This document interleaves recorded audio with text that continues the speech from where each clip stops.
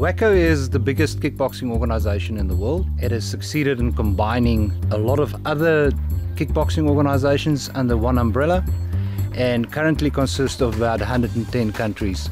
WAKO New Zealand has been in effect for approximately 7 years.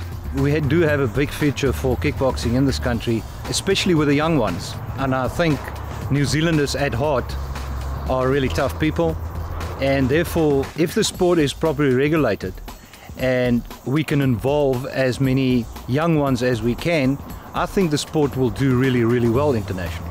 Kickboxing has a broad variety of advantages. The first one is fitness, but there's other factors as well. Self-confidence is a big thing, and it acts as a big deterrent against bullying, not because guys can defend themselves against bullying, but because of the perception of a kickboxer not being bullied. And I think it can act as a let-out for younger boys especially, to get rid of too much aggression. The turnover between being a boy and being a teenager can be handled better if you have the fitness and the discipline of kickboxing behind you. And it's very good for physical development because of balance and core strength, and all those factors work against obesity and especially their own self-worth. It feels like I have more power and confidence, and I just like the thrill from it. Just getting mentally prepared before a fight. They can be sort of overwhelming sometimes, and you gotta settle your nerves. And I'm not scared, I'm nervous, I guess. Once you get on the mat, you don't really notice it as much, you just do it. Mentally, I have learnt a lot, and I have to prepare myself, and when I get into the ring, it's like I'm in a whole totally different world. It's like yeah, like the little tiger in me or something comes out, and yeah, I feel it's all worth it at the end. Well, we recently took a junior team of 11 to the WAKO World Championships in Belgrade in Serbia. We introduced New Zealand in a big way to the rest of the world because we were part of the opening ceremony by insisting that we need to do the haka before we compete in any tournament, and therefore the haka was part of the opening ceremony, and after that everybody knew about New Zealand. like having a New Zealand friend on the chest is like one of my dreams already come true. Just representing New Zealand has been me.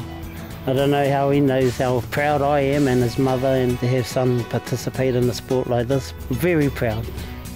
You got to make sure you want it, because if you don't want it, then in here and in here, then you're not going to perform to your best. And 2 years' time, I'm aiming to go to the World Champs again. Kickboxing isn't about getting injured. It's not about brawling. It is a discipline, and it is a martial art. So we've just got to let people understand that, because there are a lot of people out there who don't. They have a misconception as to what it really is.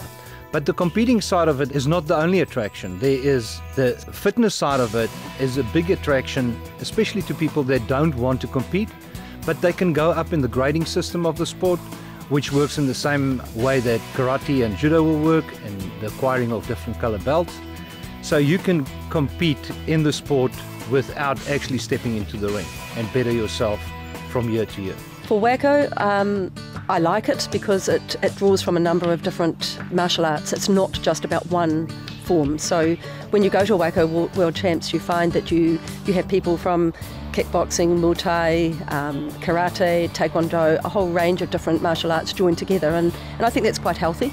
It gives a very broad perspective in terms of the sport and what each one of those can offer and bring into the competition. WAKO, I think, should act as a central point for kickboxing in New Zealand, trying to get the different forms that are currently practiced in New Zealand working together. And up to now, I think that has been one of the big stumble blocks in the development of kickboxing, and the fact that people don't know kickboxing or they have perceptions of kickboxing. I think if WAKO in the next 5 years can succeed in bringing everybody to the table and let them each keep their own individuality, but let one organization sort of act as a spokesperson for kickboxing in this country.